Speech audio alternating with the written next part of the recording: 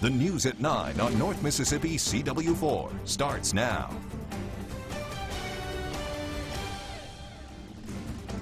I can hear the cowbells and cheers from here. Thanks for joining us tonight. Hill State Hoops, the Lady Dogs are officially heading to the National Championship game. Andrea Self is at the Nationwide Arena with a look at all the excitement. Scott, as you might imagine, there is a celebration going on here in Nationwide Arena in Columbus, Ohio. The Mississippi State Lady Bulldogs just pulled off a nail biter. Everyone here was on the edge of their seats. We went into overtime, and the celebration continues, or begins, or continues. We've got a couple of fans here with us. Tell us your name. I'm Jeff. Roxanne. And where are y'all from? We're from Virginia. All right, so tell me how you were feeling during this game. Up and down quite a bit throughout the game. Looked toward the end like it was good, but they came back and just played really strong. Really strong at the end. What do you think the difference maker was once they got into OT? Because it sort of felt like they found the rhythm. Yeah, I think they found the rhythm. I think they made Louisville miss some shots. I think because Louisville was making a lot of shots early on, I think that really brought it forward for State. Mm-hmm. I heard the screams. I heard the two of you individually. It was so loud. We were screaming. Everybody was cheering up there. So yeah, it was great. It was a great time. And I'm assuming you're here till Sunday. Yes, we are. All right. Yes, we are. Go enjoy the celebration. Thanks so much. Go State. All right, again, the celebration continues here in Columbus, Ohio. The fans will probably make their way back now to the team hotel, where there will be even more of a celebration when the Lady Bulldogs return tonight. Of course, we're going to be here continuing our coverage from Columbus, Ohio. Now we're going to send it back to you in Mississippi, Scott.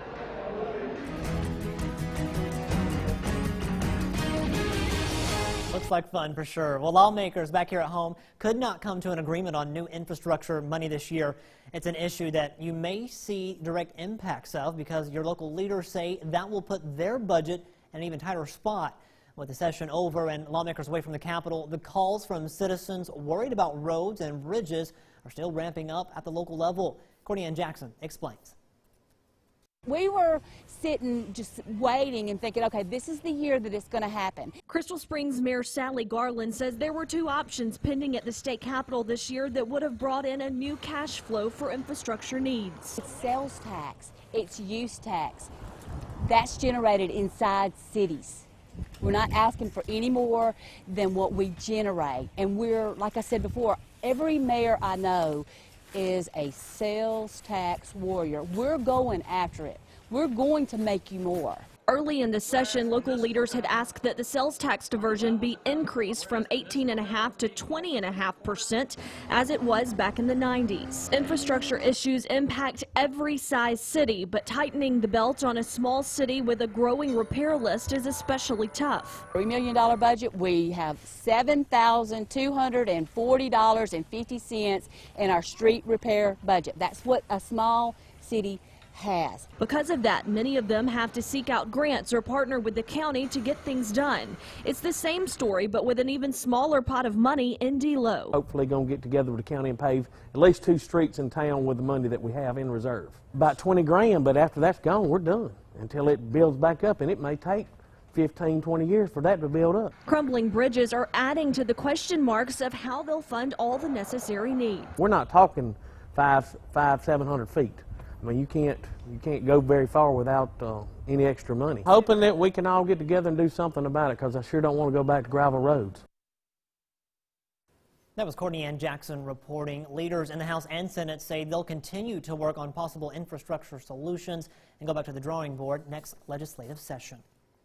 In Alabama, the legislative session there didn't end without controversy. Lawmakers spent part of Thursday afternoon in disputes over an ethics law exemption and the death of an anti-racial profiling bill. African-American lawmakers said they were upset after they saw media reports stating the profiling bill wouldn't get a vote on the final day in session. The bill would have required police to record the reason for traffic stops and the race of the motorist. All 140 legislative seats in Alabama, by the way, are up for election in 2018. A somber night tonight in Louisville as dozens gather for a vigil to remember Tylen Glenn. Friends and family gathered at Dean Park this evening to celebrate the life the teen lived. You may remember this past Saturday, Glenn was found shot to death with multiple gunshot wounds. Investigators say that it appears the incident is domestic in nature. Well, we spoke with family at the vigil tonight, and here's what they had to say. Was a gifted child. He was a smart child. He was scheduled to graduate a semester early, December of 2018, ahead of his class. He recently just took his ACT test. We were just discussing where we were going to go to school. Overall, he's a good kid, was a good kid, and always will be a good kid. Just moments ago, we found out that investigators have found the suspect, Isaiah Riggins, that they've been searching for in connection to the shooting. He surrendered in Douglas County, Georgia. Here in Columbus, a Columbus man on the run for almost 7 months is captured near Atlanta, Georgia this morning. He's now facing charges there. Delvin Moore was arrested by U.S. Marshals and Georgia law enforcement just after 10 in DeKalb County. Moore was also wanted there for 2 counts of armed robbery and 1 count of obstruction of justice. Those 2 incidents in Georgia happened in February. You may remember Moore escaped from the Lowndes County Jail last September. Moore was arrested by Columbus police after an armed robbery on Highway 69. There was a large manhunt that has spanned months to get him back into custody. Well, he's also going to face an escape charge here in Mississippi. Bond is set at $1 million for the man accused of firing several shots at EUPORA High School. 21-year-old Cole Brazil is charged with 1 count of drive-by shooting and 1 count of possession of a stolen firearm. He made an initial appearance in Justice Court this morning. That shooting happened Wednesday afternoon near the band hall of EUPORA High School. The good news, no one was hurt. A large number of law enforcement responded to the Webster County town. Investigators say that Brazil took off on a dirt bike after the shots were fired. The Mississippi Bureau of Investigation is leading the case. FBI, ATF, Homeland Security, EUPORA PD, and Webster County deputies are also assisting with that investigation. Well, time now to get a first look at our Easter weekend forecast with Chief Meteorologist Keith Gibson. Good evening there, Keith. Got a nice and quiet evening. The full moon rising this evening from West Point. You can see it right there amongst the branches of the trees. So a pretty nice evening out there. Hopefully you've been taking advantage. As expected, we are cooling on down. We've got a lot of low 50s out there. Louisville, one of the cooler spots at 48, also in Oxford. Lows tonight down into the upper 30s to around 40. The wind is calm. The sky will stay clear. That bright full moon shining all night long. And that means a sunny day on tap for our Saturday. We're looking at near 50 degrees by 9 and into the 70s, low 70s during the course of the afternoon. Pretty nice around here and really across the entire southeast. Got widespread sunshine. We can expect another day in the 70s probably for Easter, and we'll talk about next week and all of that coming up in your full forecast in just a few minutes. Like the sun. Thank you very much, Keith. Well, Easter weekend is here, and many Cross of Christ volunteers spent Good Friday spreading an Easter message. The group hosted a potato and dessert bar to raise funds to build a cross like the ones in Bateville and Winona. Well, the cross will be 12 stories high and will sit at the intersection of Highway 82 and 9 in EUPORA. The group has already raised $18,000 for the project. They have to make it to $200,000 before they can get started on that project. Well, Easter is an important day for the Christian faith. Many around the area took time to spread the message that Easter brings. Joyce Yates says that she hopes that everyone can remember the reason for the Easter season. The whole theme of this is that we want people to know whose we are and who we are, and we are a country that loves God and loves Jesus Christ, and it's all about the cross and what God has done for us. Easter, by the way, is this upcoming Sunday. Well, it's Feel Good Friday. Coming up, meet one young girl who traveled hundreds of miles to the Mississippi coast to make veterans smile. That story when we come back.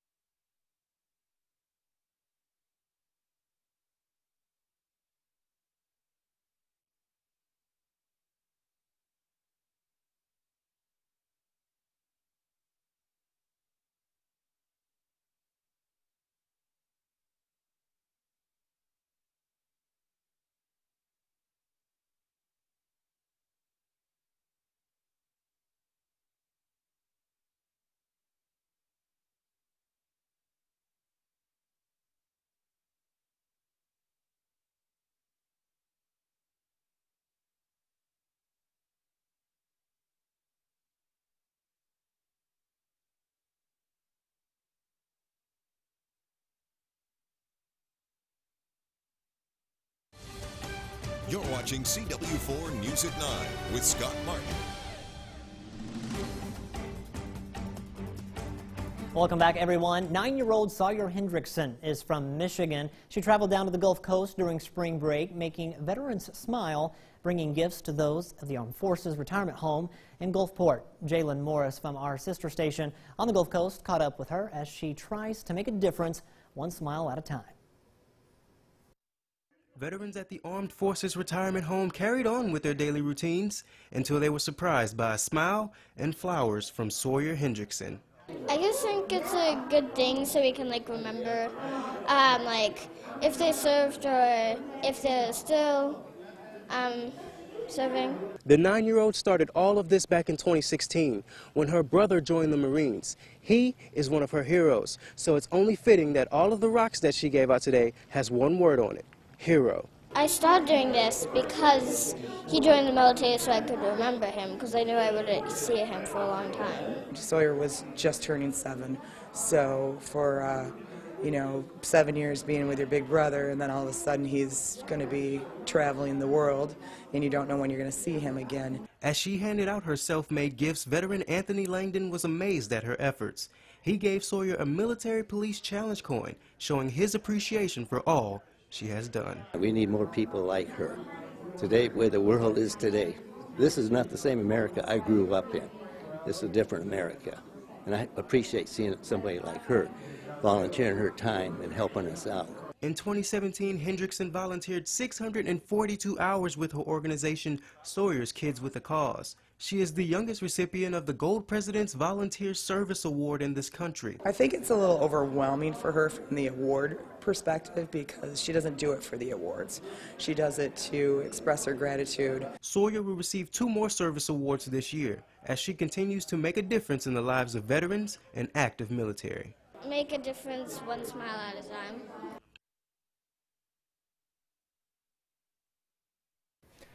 Weather-wise around here, a nice quiet evening. We've got some upper 40s and low 50s across the region. That bright full moon shining.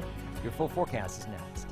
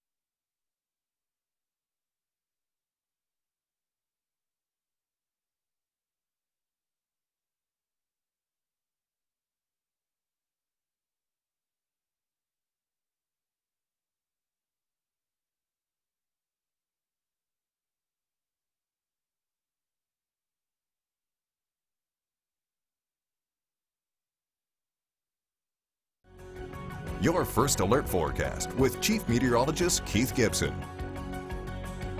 So nice to see you on our Friday evening. Earlier today, look at this gorgeous sky in West Alabama at Durham's Pharmacy in Vernon, a mix of sun and clouds, all that blue after a pretty gloomy start. And now we just have clear conditions, that bright full moon shining overhead. Down to 51 in Columbus and Tupelo, 49 already in Birmingham, 55 in Memphis. So overall, the region is settling down. We actually have high pressure essentially right overhead, and that means a clear, chilly and calm night for us. The clouds off to the east. There are some additional clouds back to the northwest, so we may see some higher clouds here on Saturday, but for tonight, clear and calm down into the upper 30s in a good chunk of the area. Not really cold enough for a frost or freeze. That's good news, but a chilly night nonetheless. Saturday afternoon, low to mid 70s across the region. Tons of sunshine here with a southerly breeze at about 5 to 15. And not just here, but across all of Mississippi, all of Alabama. We're just going to call it mostly sunny here for the start of the holiday weekend. So as I just showed you, picture perfect for Saturday. Get out there, make the most of it. And I was just telling Scott, I think I'm going to take my dog Aurora Lily out for a long walk and wear the stink off of her. Boy, she just needs to get out there and enjoy some of this weather. Now, Sunday, we may see a shower or two up to the north and maybe some slightly cooler temperatures. This is your Sunday afternoon. Pretty good confidence here that there will be a front coming on down and stalling out across North Mississippi. If you are north of that boundary, maybe 60s or 50s. Farther south, widespread 70s here with more sun, more clouds north, and even a chance for a shower or two. So here you go. There's the front coming on down. The better rain chance actually will be across West Tennessee, but the northern tier of counties in Mississippi, or two tiers, may see a chance for a shower there Sunday. By Monday, we start to see some warmer air come on back in here, and that front right there will get in here by late Tuesday. And along that front, we may see some stronger storms, some heavier rain. We'll just see how it all plays out. But pretty nice overall for the weekend. Warmer Monday and Tuesday, a shot at some low 80s here. A little bit cooler Wednesday, and then we'll moderate by the end of next week, Scott. Well, cleanup efforts are still underway after Wednesday night storms. In Clay County, dozens of trees were damaged, even blown over by damaging straight-line winds. Local residents have spent much of the past several days picking up the pieces, but they're still cleaning debris and making necessary repairs. Yeah, we had a couple of trees down and some of them down on the fence. Had to clean up and fix the fence. And daughter had a tree down, blew the trampoline at her house in the pools. Over across the road here, the tree on a big house over there, two-story house, got mashed pretty good. Now that house he's speaking about, the man that was inside the home was trapped for a short time. Fire crews were able to find him trapped in his home and help pull him out beneath the roof. Good news is he only had minor injuries. Well, coming up, Final Four once more. Before the big game, Tom Emble sat down with Coach Vic Schaefer and his daughter. Hear what they had to say next.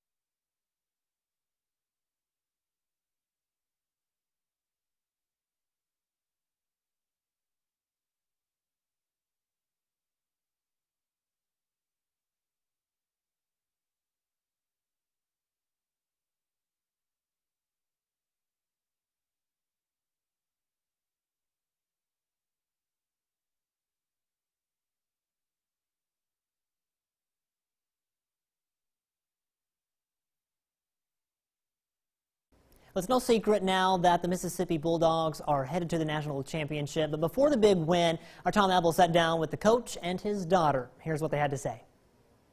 Put into a snapshot for me, what is it like playing SEC basketball, Final Four basketball, for your dad, with your dad, being a part of that experience? I mean, most of the time it's coach. So when we step on the court, it's business. But, like, obviously off the court, we get to see each other all the time. So it's really nice because a lot of college players don't get to see their parents all the time or let alone play for them. And it's amazing if their parents can even see them play once a year. So for me to be able to see him every day, I mean, it's really awesome. It's been very, very rewarding. I don't think you could draw a script any better for our 4 years. I can't believe it's fixing to, come to an end this weekend. It's just a blur to me. All right, we're going to get into something a little fun. Okay. Please tell me there is a dad joke. Does Vic have a dad joke or a dad saying or something? I don't know. Sometimes we'll be in practice and either I do something wrong or funny or whatever, and he'll just be like, I don't know who that Schaefer kid is. I don't know who she belongs to. So that's pretty much what comes to my mind. And now I have to think, I think a couple weeks ago, Victoria did the Praise the Lord, Go Dogs impersonation in the press conference. Can you give me the best Vic Schaefer impression? It'd be really country. Praise the Lord and go dogs. Really? That was good. That was really good. That's it? So bad on so many fronts. Okay, so I have to ask, we'll go for you first, Blair. Senior night. Big night, obviously, for the team. Big night for both of you. To experience that with your dad where, he's been your coach for this amount of time, and then after the game's over, you become dad. It's you walking your daughter down the court to be honored as a senior. What was that experience like? I don't know. He's always coach and father at the same time for me. So I'm just so used to it, I guess. But for him to be able to, like, walk me, stay at half court, be the coach, then walk me as the dad, and then take a picture as the coach, I mean, that was cool. I knew that wasn't going to be our last night, so I was okay. If I really would have thought that was our last night in the hump, it might have been a little bit harder on the old man. But I knew we were going to play 2 more games that night, and that was kind of my saving grace because those 4 seniors have meant so much to me personally, professionally, and obviously Blair to be there on her senior night. I mean, again, pretty special that not only am I there, and I'm not even in the front row. I'm on the court with her, both as coach and father, so it's a pretty unique deal. WCBI sports coverage of the Final Four is brought to you by OCH Regional Medical Center, advanced medicine, compassionate care, and Visit Columbus, the city that has it all.